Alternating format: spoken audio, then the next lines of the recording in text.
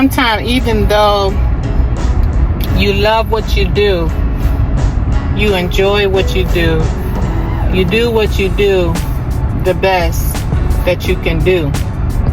And sometimes it gets overwhelming, and even sometimes you can add a couple of words to that.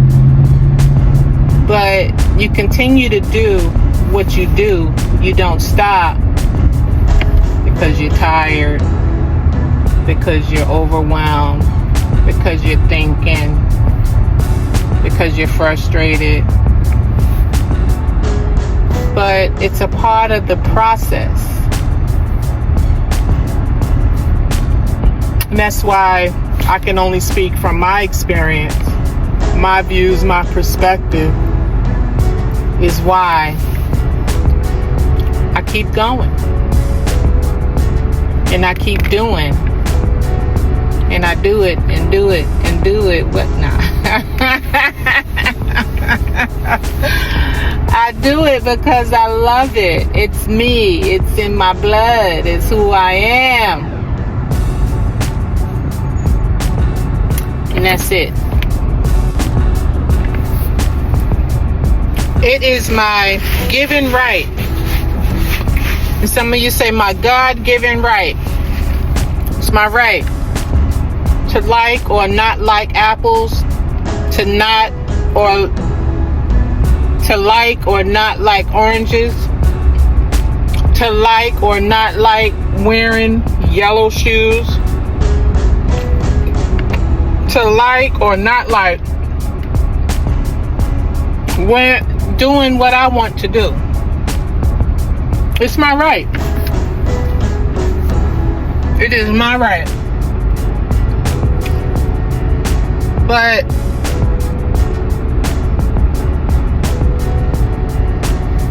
it's just my right. That's all I know right now. It's my right.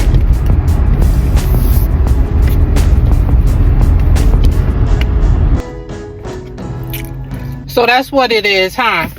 Like back in the day, whether you're 6%, 13%, 24%, back in the day, huh? Made them crazy. Devalued them. Made them not seen. Changed the names. And blah, blah, blah. And you have to keep on with that. Turn it and turn it and turn it, right? It's getting a little harder now, huh? You got more qualified mental health professionals, more qualified specialty professionals, more qualified, good-hearted, going above and beyond in community services. Getting kind of hard. Getting kind of hard. Getting kind of hard, huh? So I just got my gas, and the lady was really, really nice, Hispanic lady. It's pretty hard to use a restroom. I don't know how the homeless people do it, or that are on the streets here in Arizona. Because when we first got here, they don't allow people to use the bathrooms. All the bathrooms are locked in the restaurants, the gas stations, and things like that. And rightfully so, I understand, because people go in there and overdose and use drugs and this and that and that and that. But anyway, so I said, you know, because she seemed pretty nice, and I was like, can you tell me which way would I go to the bad neighborhood? Where's it? I want to see some black people. And she looked, and yeah, I said, yeah, I want to go to the bad neighborhoods, actually. A lot of our black people here are not in the rough neighborhoods, you know, here in Arizona. But she was like, well, I grew up, and she pointed Mojave or something like that. And then I was thinking, and I smiled. I was like, okay, let me go check it out. And I'm like, but you're Hispanic, possibly Mexican. And I said I wanted to go to a black neighborhood. So I was like, then I started thinking, I said some Hispanics act like they're black or think they're black, and do have black in them. And then there's some, especially Mexicans, that think they're white, that marry white and have children and say my child is going to be white. So I was just thinking about that for a bit. And then, like, now that I'm talking, I'm like, okay, so in the black neighborhoods, in the black community, people automatically think, like, say for example, me being light skinned, they would say, oh, she's DNW, damn near white. So they treat me like a white person, those that don't know me, right? And they really think that I'm half white or got white in me, not knowing that both of my parents are black. But I don't explain it. I just, eventually over the years, after I learned how to fight, I became like a Muhammad Ali, and learned how to fight and kick ass. But I don't explain stuff to people. I just go off of their energy and what type of people they are. The same with the white community. They think that you're a light-skinned black person, and if they're prejudiced or racist, they think that you're supposed to, they can lure you in, and you're going to treat dark-skinned and other black people the way they treat them. And then it's so shocking to see dark-skinned black people treat black people horribly. Yeah, that's a deep conversation. I would, yucky, stupid, yucky conversation. I mean, I'd have a conversation on that on the surface, but I'd never go deep into all that stupid ass shit. But it's a trip. It's a trip. But let's see, it's almost 5 p.m. here. I'm just gonna go check it out and feel it out. I know one time I got caught in it was a really drug neighborhood, and a black person came up to me and was like, I want you out of here, you gotta get out of here. I had stopped, something happened with my car or whatever, and he was like, how can I help you? And you could tell he was a dealer, but he knew I wasn't from around their way. And growing up in Queens, New York, Jamaica, Queens, I lived in a good, okay part of Queens, and then I moved to a total ghetto part of Queens. And what was I gonna say? I got thrown off just looking at what's around me and stuff. And then I moved to like the ghetto part of Queens, and this is what I was gonna say, is that I was comfortable in my own, what they call the ghetto. They say don't use the ghetto, but that's what it was. It's the fucking ghetto. Rats, roaches, bad food, not knowing when your next meal gonna come.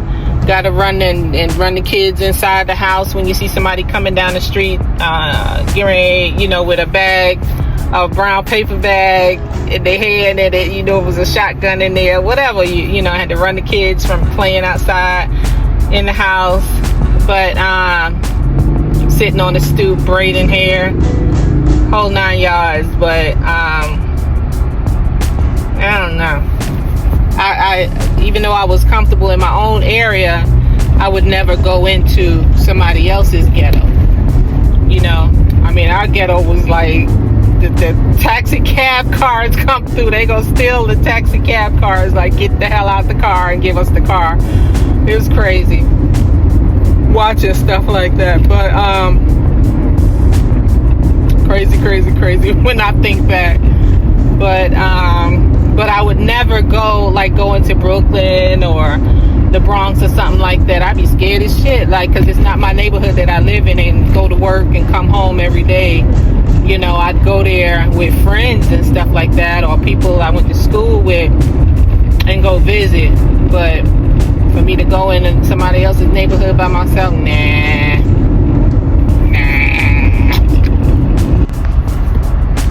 I was just thinking, New York black is totally different than any other state that I have been in. To me, from my personal experience, it's just totally different. You know, in Florida, North Carolina, Washington State, and definitely here in Arizona, Lord knows. But, you know, in the workplace environment, the black people are pretty cool. A lot of them, we relate, they're from Chicago. And so, you know, a lot of them are from Chicago. I don't know what other places. And they pretty cool. But it's just like anything else. That's why I always say it's more than just color. It's about, you know, people's personalities, how people act, their behaviors, their intentions, how they treat you, regardless of their background, whether they were taught hate, whether they were taught love. And you know what? Another thing is that we're required, and we should be required, to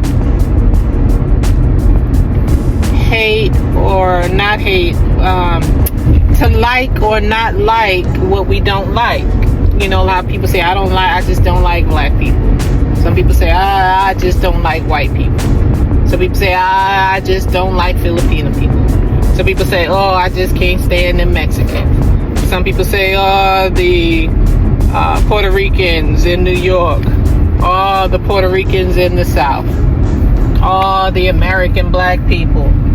The African people. The Haitian people. The Trinis, or the ones from St. Lucia, or whatever. You know, so it's okay, like, to me, in my mind, in my opinion, to not want to be around certain people because you're uncomfortable, you don't like them. That's just your taste, you know. I like apples and oranges, red shoes, blue shoes, yellow shoes, green shoes. So, but the thing is, do we have to treat those that you don't like, just like with the gays or the straights or the transgender to the no gender? I don't know. Like, why do we? I know why. We've been taught to hate so much. You know, a lot of us just sit back and let it happen. And it happened, whether it's our parents teaching us that, and then we go into the schools, those that are taught, continue to be taught that in the school system, from the daycares and the babysitters, and those that are not taught in the homes, get a taste of that in the daycares and the babysitters, you know, and then grow up and having certain friends. And just like yesterday with the man I talked to for over an hour, he was saying one of his friends are really, really conservative, and he said that he was too. He said, but now it's to the point where his conservative friend, it's just too much to talk to him. He said, you see the way I'm talking to you, I can't talk to him like that. He said he's a smart, make a lot of money, professional individual, but he cannot have a decent conversation with him. And now it's just totally gotten out of hand. You know, he's totally an extremist, and it's sad, you know, and that's his, I guess, long loved friend. It's crazy. We don't protect our mind and our bodies and our mind. You know what was funny? Yesterday, talking to the guy again, the one that I talked for over an hour with, he said, and I like to listen to it all.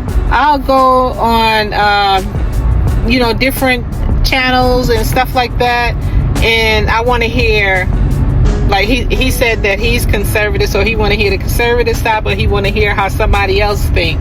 And then when there's problems, he want to hear how the people that are like him think, and then he want to hear how other people think. And that could be a part of him being a coach, a hockey coach, and dealing with all, different types of personalities and people. But I just smile because I've been like that for a long, long time, growing up the way I did. And then I used to want to hear how the Klan talked, before the internet first came out. And when it first came out, I was like, I'm going into those rooms. Those rooms that talk about Klan stuff and figure out what they talking about and how they talking. Like, I just couldn't understand why they were that way. And I like to hear other people's perspectives and their mind of how they think and talk certain ways. I can't take too much of that extreme stuff. I got to dismiss myself, say la vie, baby. And that's another thing where when you're hiring and firing people on jobs and things of that nature, they have some jobs that deal with the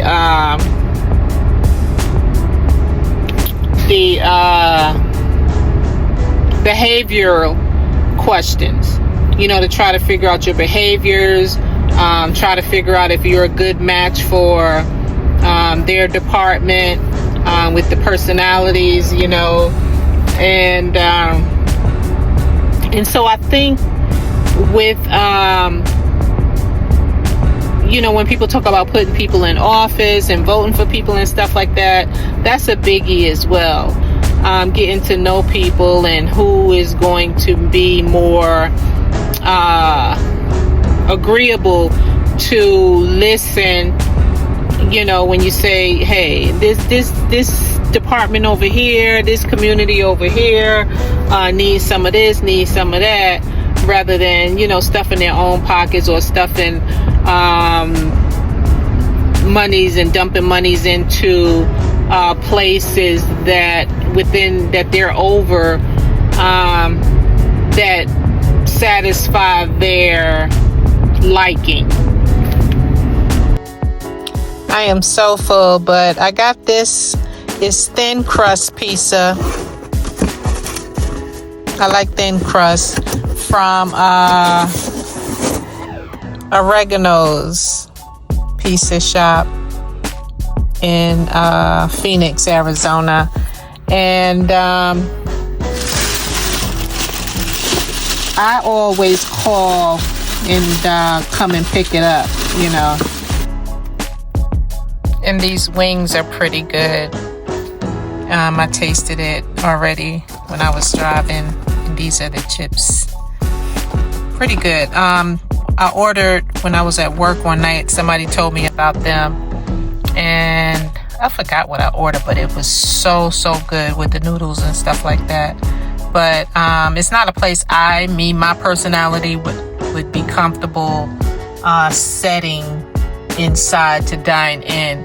But I enjoy ordering it on the website, paying for it on the website, and just going and picking it up.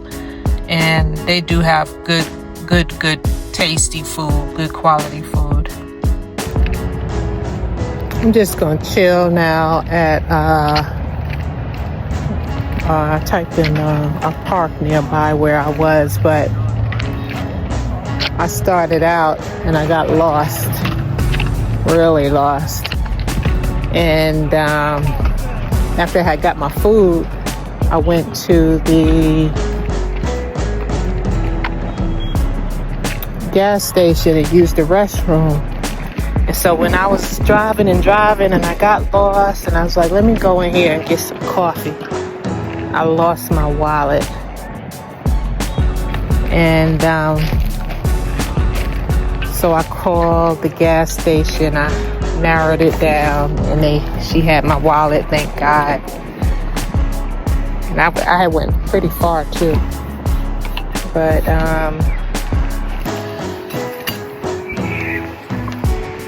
seems like every time, I don't know, sometime when I try to do something different, something happens. These things are high up.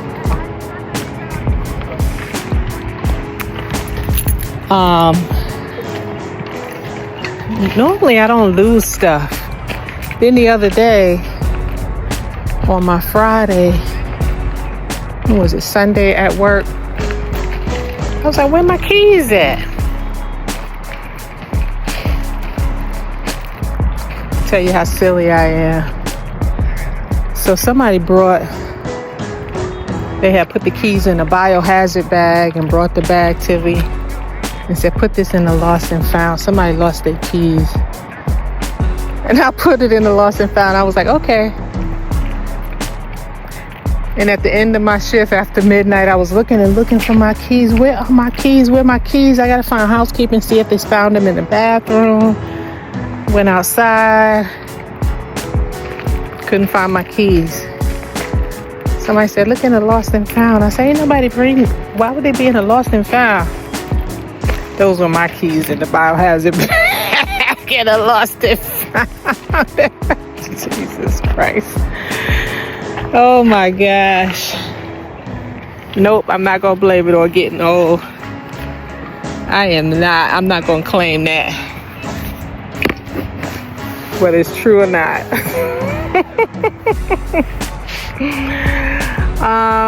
There were two things I was thinking I wanted to talk about.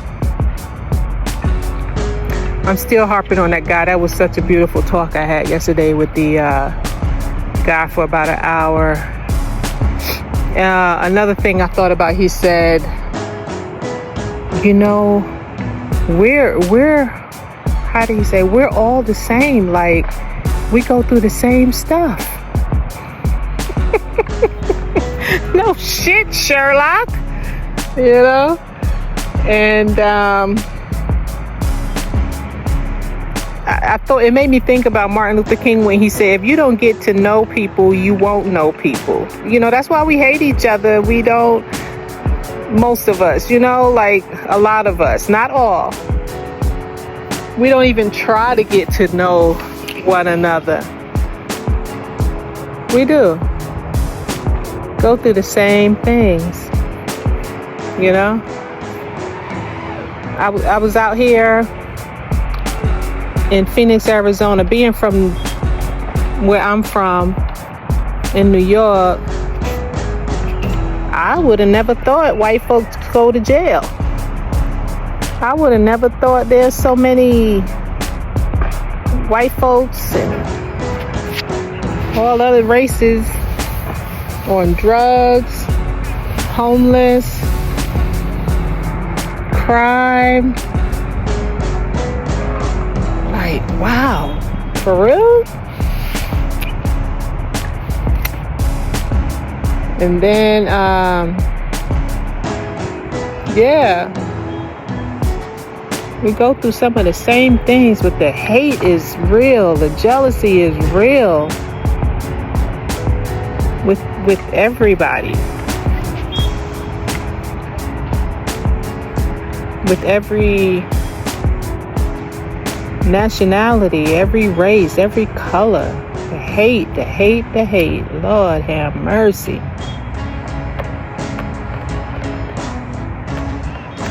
Every now and then something that pop in my head where he said, you know, we touched a lot of different topics. And it's funny how, not funny, it's just quite interesting how, you know, two people can think some of the same things and be from totally different backgrounds.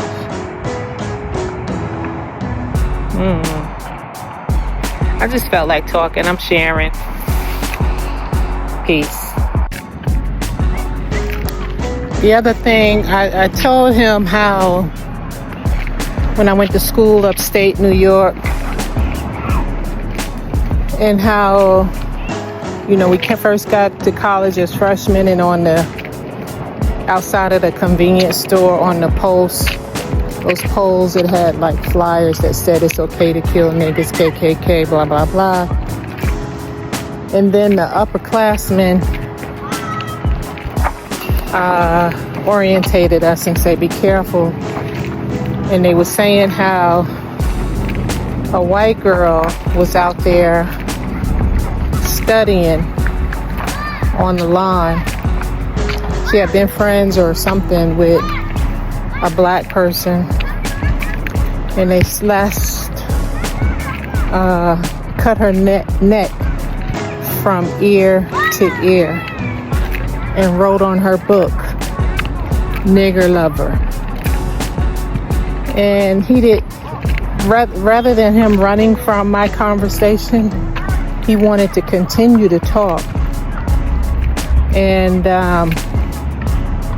and I said, that's how it is. And I said, even in the black community, I couldn't bring nobody home that was white or was gay or anything. They were going to get ridiculed. But,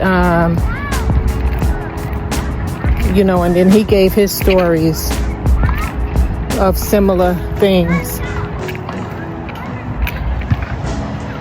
And when I talk,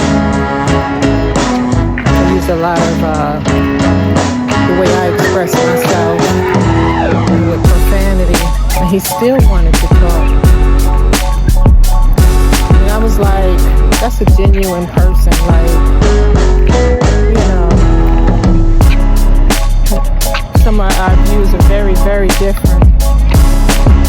But I think he's starting to question some of his views and stuff. Because some of the things I was saying,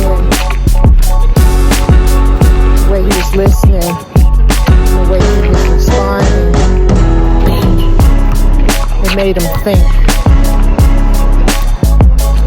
It made me think also. I'm still talking about it. It was a good conversation. I wish I could have got him on the interview. That would have been a real good interview.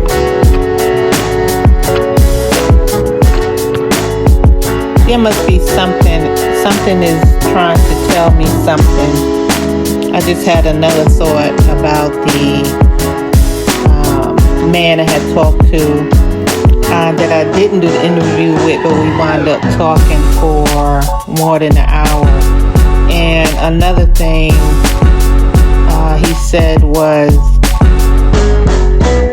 we definitely need to talk and listen to the black people, even though we didn't have the same experiences as them.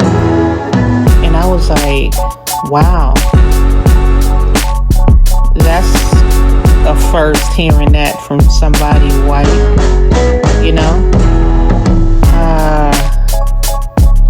yeah, I'm just trying to process all of it, and I remember that point as well.